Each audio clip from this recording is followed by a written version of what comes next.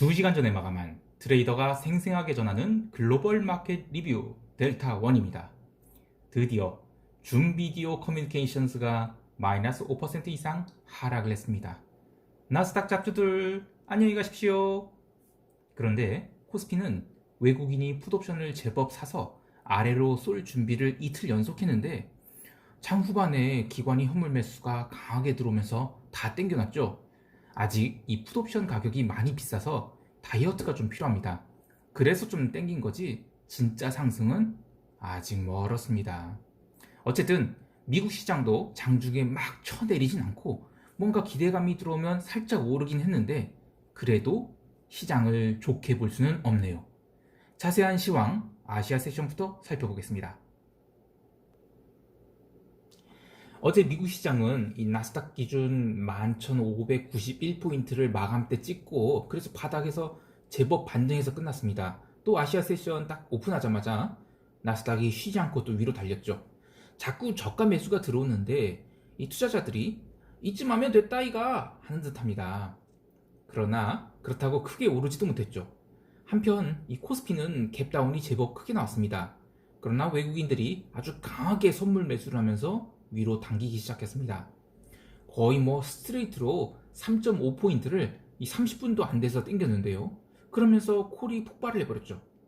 아직 옵션 가격이 너무너무 비싸서 그렇게 땡긴데도 풋옵션은 죽지를 않았습니다.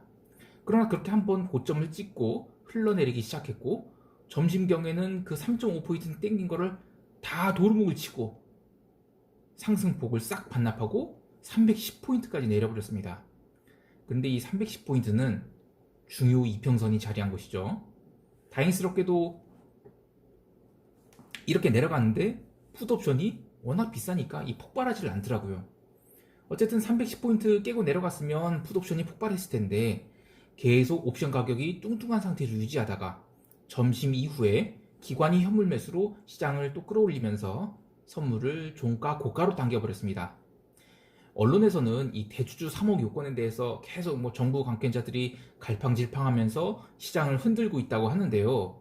저는 그것보다는 투자자들의 심리가 안정이 되지 않았다는 게 정답인 것 같습니다. 이 장기 이평선들 61선 같은 게 계속 올라오고 있죠. 이 이야기는 다들 아시겠지만 이 60거래일 동안 매일 동일한 금액을 매수하신 분들이 평균 단가에 근접할 정도로 지수가 내려왔다는 겁니다. 한마디로 매일 산 사람들은 60일 동안 매일 산 사람들은 평가 이익을 거의 다 날린 상태라는 거죠. 사실 그 정도겠어요? 계좌를 다 열어보면 최근에 주식한 사람들은 다들 손실일 겁니다. 아마도요. 자, 이런 상태입니다. 그런데 강세장이라면 61선이 됐든 121선이 됐든 여기서 뭉개다가 굉장히 위로 크게 튀는 게 정상입니다.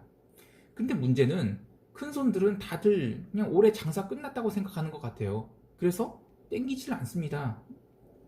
정말이지 하루하루가 지나갈수록 마감 때까지 얼마 안 남게 되죠? 그러면 61선 매수는 단타 외에는 의미가 없게 됩니다. 자, 그 외에 홍콩이나 일본은 의미 없는 흐름이었습니다. 아시아장에서 굳이 의미 있는 걸 얘기하면 이 오지 달러가 계속 하락을 해서 직전 저점까지 내려왔습니다. 반면에 런던 세션에서 LME 구리 가격은 오랫동안 박스를 그리던 이 6,800선을 톤당 6,800달러를 위로 돌파를 했습니다. 뭔가 이상하지 않나요? 대표적인 원자재 통화인 오지달러는 계속 빠지고 대표적인 경기 선행 산업재 닥터 카파로거다는 구리 가격은 신고가를 치러가고 물론 이 호주는 원자재 중에서도 구리가 메인이 아니라 철광석이 메인이죠. 그리고 철광석, 아이언오어 이 가격은 이 9월의 고점에서 제법 밀린 상태입니다. 물론 제가 커머디티 전문가는 아니에요. 그래서 더 깊이 다루는 게 의미가 없지만 이럴 때는 탑다운에서 보면 커머디티 통화에서 다시 롱을 잡을 기회가 된 게 아닌가 라는 생각을 합니다. 자, 아무튼 저는 오지달러는 이제 숏을 치우고 롱을 잡아볼 준비를 하겠습니다. 물론 오지달러 이 콜옵션 살 때는 아니에요. 왜냐면 가격 정도는 아직 안 됐어요. 그래서 콜옵션 매수는 아니고요. 그냥 선물 롱을 좀 한번 잡아볼까 고민 중입니다. 자, 이제 유로 가볼까요? 예, 유로존 증시는 별거 없었습니다. 계속 올리려고 하면 밀리고 그렇다고 강하게 누르는 것도 아닌 좀 짜증나는 흐름이었습니다. 그러나 유로화는 그렇지 않았는데요. 오늘 유로화 강세에 대해서 이 유로존 8월 경상수지 흑자폭이 예상치보다 크게 나왔고 또 계속 상승 중이다라고 해서 올랐다 하는데, 그보다는 오늘 유로화는 기술적으로 굉장히 중요한 날이었습니다. 유로화 롱 포지션을 갖고 있는 메인 플레이어들은 오늘 반드시 위로 유로화를 당겨놔야 되는 자리였습니다. 만약에 오늘 유로화를 아래로 밀거나 민기적됐다 그러면 올해 말까지 유로화를 1.2500대로 보내기에는 시간이 부족하게 됩니다. 그래서 아무튼 굉장히 중요한 기술적인 자리에서 롱이 나와서 메인 플레이어들이 올해 말까지 유로 강세로 보고 있구나, 이렇게 그들이 의도를 확인했다는 점에서 굉장히 오늘 중요한 하루였습니다. 결론? 연말까지 유로화 스테디 롱입니다. 사실 재밌는 게 오늘 그 비달러 바스켓 보면 유로 강세, 그러니까 그래서 유로 강세가 나오면서 유로에는 강세 나왔고 루니, 캐나다 달러죠, 이 강세, 페소 강세, 위안화 강세까지 다 리스크 온 분위기였습니다. 근데 그에 비하면 유럽 증시는 얼마 오르지도 못했어요. 또 아시아 세션에서도 증시는 그냥 비리비리했거든요. 그리고 커머디티는 뭐 아까 얘기한 대로 구리가 이미 유럽 세션에서 엄청나게 오른 상태에서, 그리고 미국 세션에서 더 오바를 한 겁니다. 다들 위험선호 분위기예요. 그런데 증시는 힘이 너무 없다, 이 정도입니다. 아래로 민 건 아닌데 땡기려니 힘이 없는 상태. 그러니까 이럴 때는 이 풀매수를 하면 수익이 하나도 안 나옵니다. 그런데 지수는 솔솔솔 내려가 있죠. 이른바 이 풋옵션을 샀는데 분명히 지수가 빠졌어요. 근데 돈은 하나도 못 버는 상태. 이런 겁니다. 이런 시장을 어떻게 봐야 될까요? 달러 약세라는 게 아마 올해 말까지 지속될 수 있는 큰 흐름이다 라고 인정을 해야겠습니다. 그래서 커머디티를 움직이는데, 그런데 증시는 의미가 없다, 그렇게 좀 봐야 될 것 같아요. 아무튼 유럽 세션에서 의미 있는 건 증시가 아니었고요. 그냥 유로화 강세, 그리고 LME 구리 가격이 6,800달러를 톤당 6,800달러 돌파했다는 거, 요게 가장 의미 있는 흐름이었습니다. 자, 이제 미국 시장 볼까요? 미국 본장 시작 1시간 전에 이 9월 건축 승인과 주택 착공 지표가 나왔는데, 건축 승인은 뭐 컨센서스보다 잘 나왔어요. 그런데 착공은 조금 부족했습니다. 하지만 전월 대비 뭐 계속 증가세고 또 심각하게 나쁘게 나온 거 아니거든요. 주택 지표 뭐 계속 잘 나오고 있는 상태였고요. 그래서 뭐 시장에 전혀 영향을 미치지 않았습니다. 그리고 미국 지수 선물도 뭐 유럽이 별거 없으니까 얼마 오르지도 빠지지도 않는 상황이었는데요. 그래도 초반에는 좀 반등을 시도한 듯 했어요. 그런데 유럽이 영 힘이 없게 마감하니까 유럽 마감과 함께 바닥을 쳐버립니다. 특히 나스닥은 다시 11,600선까지 내려가는 등 고점 대비 적지 않은 하락이 나왔어요. 근데 그 이후로 꾸준히 상승을 했는데, 이 점심시간이었을 거예요. 점심이 끝날 때였나? 하여튼 그때쯤에 그 낸시 펠로시 할머니가 블룸버그랑 인터뷰하면서 오늘이 진짜 마지막이야, 절충안 만들고 있으니까 그래도 오늘 될 거야, 뭐 이런 식으로 낙관한다는 긍정적인 뉘앙스로 부양책에 대한 이야기를 했죠. 그러면서 이제 나스닥이 반등을 이어갔습니다. 그러나 뭐 그 뒤로 이 공화당 맥코넬 의원이 하원이 통과시키든 뭐 트럼프가 오케이 사인해도 상원을 또다시 검토할 거야, 이런 얘기를 하면서 이 소위 이제 공화당이 목리를 불릴 수 있다, 이런 뉘앙스를 비치면서 확 내려버렸죠. 근데 저는 이것도 둘 다 립서비스라고 봐요. 어쨌든 그러면서 마감 때는 다시 저가권에서 끝났습니다. 그래서 일봉상 나스닥은 6거래일 연속 음봉을 만들었어요.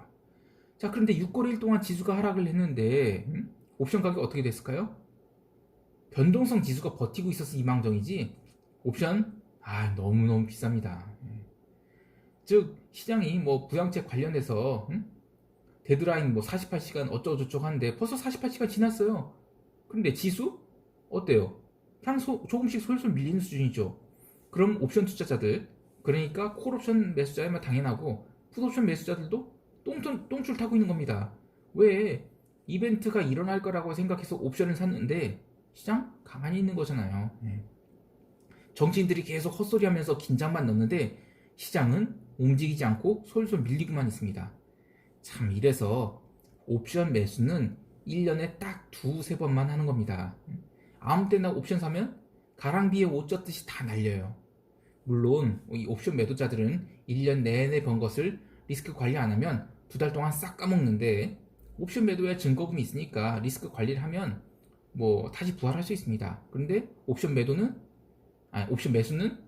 투자 금액 다 날리는 거죠. 예. 아무튼 제가 이야기하고 싶은 거는 이 선물로 포지션을 잡을 때가 있고 옵션으로 포지션 잡을 때가 있는데 이벤트의 지속성과 또 급격한 반전, 추세적 반전이죠. 이런 게 있을 때만 옵션을 하는 거지 대부분은 그냥 선물로 잡는 게 여러 가지 면에서 유리하다. 즉 옵션은 아무 때나 하는 게 아니다. 비싼 옵션은 잡아봐야 돈도 안 되고 스트레스만 받는다. 이 정도로 이야기하고 싶습니다. 자, 그리고 개별 종목 좀 볼게요. 실적 시즌에서 이 실적이 잘 나와도 부러진다. 그러면 이건 조정장이라 얘기했죠. 오늘 프록터앤갬블 실적 잘 나왔어요. 예. 텍사스 인스트루먼트, 로키드 마틴 모두 잘 나왔습니다. 근데 뭐 다 부러졌어요. 예. 그리고 어제 장마감 후에 이 IBM이 앞으로는 이 포워드 가이던스 얘기 안 한다 그랬더니 아예 오늘은 갭다운에 마이너스 6% 하락이 나왔습니다. 저는 이 IBM이 그런 태도가 나쁜 게 아니라고 봐요. 지금 시장이 이렇게 급변하는데 어떻게 포워드 가이던스를 얘기합니까? 문제는 이 투자한 입장에서 계속 장밋빛 기대를 하고 있는데 앞으로는 그런 기대를 장밋빛 전망이든 뭐든 간에 얘기 안 하겠다 이러니까 주가가 빠진 겁니다.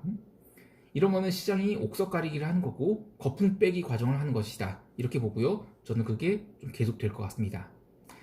내일은 두근두근 테슬라 실적이 나옵니다. 이 테슬라 장마감 하고 나오는데 아주 그냥 난리 브루스를 칠지도 모르겠어요. 물론 테슬라는 미드캡이지 라지캡은 아니에요. 그런데 테슬라 실적 내일 잘 나올 것 같거든요. 문제는 잘 나와도 주가가 빠지면 그게 문제인 겁니다. 오늘 드디어 이 줌 비디오 커뮤니케이션스가 마이너스 5% 밀렸어요. 제가 이 꿈과 희망을 먹고 사는 회사 중 하나가 이 줌 비디오라고 얘기하는데요. 우리가 직접 만나서 회의를 하는 거랑 이 화상회의를 하는 거는 분명 차이가 있습니다. 비용 절감이 측면에서 화상회의가 분명 대세이고 장점이 많습니다. 그런데 단점도 많거든요. 그래서 저는 어느 균형점으로 수렴할 것으로 봅니다. 근데 주가는 여태까지 계속 오빠 달려 했죠. 근데 오늘 마이너스 5% 밀리면서 드디어 시장에 이런 신호를 준 것 같습니다. 나스닥 개잡주들 도망쳐라. 네. 자, 이제 시장 총평하겠습니다. 기술적으로 보면 미국 시장은 이제 반등이 나올 수 있는 모양새죠. 장중 흐름도 막 숏을 때리는 흐름은 없어요. 그런데 이 파워미터를 보면 결코 거래량이 부족하지 않거든요. 거래량 꽤 많아요. 그런데 강하지 않습니다. 즉 적극적인 숏돌이는 없지만 롱돌이도 없고 다 단타꾼들밖에 없어요. 따라서 기존의 견해, 즉 선물 매도는 유지하고 계속 매도를 쌓더라도 풋옵션은 매수하지 말자. 그리고 주식은 계속 줄이자. 이 견해 유지하겠습니다. 항상 리스크 관리 잘 하시고요. 이상 델타원이었습니다. 그리고 저 할 게 이야기인데 제가 이 채널 이름을 좀 바꿀까 싶어요. 제가 물론 해외 선물 관련된 이야기를 많이 하긴 하지만 저는 소위 이제 해외 선물을 투기적으로 거래하는 것도 아니고 전체 시장을 이제 이렇게 쭉 보면서 이야기하는 거거든요. 그래서 원래 이런 트레이딩을 글로벌 매크로 트레이딩이라고 하거든요. 그래서 델타원이 글로벌 매크로 트레이딩 뭐 이런 식으로 채널 이름을 바꿀까 싶은데 아직 고민 중입니다. 쉐린이한테 물어볼까요? 쉐린, how do you think? 긴 거는 좀 피곤할 것 같아요. 짧은 걸로 갑시다. 예, 알겠습니다. 아무튼 제가 조금 한번 고민을 할 텐데 어느 날 채널 이름이 바뀌더라도 제가 한꺼번에 바꾸는 게 아니라 공지를 좀 할 테니까 채널명 바뀌시더라도 계속 찾아와 주시면 감사하겠습니다. 이상 델타원이었습니다. 감사합니다.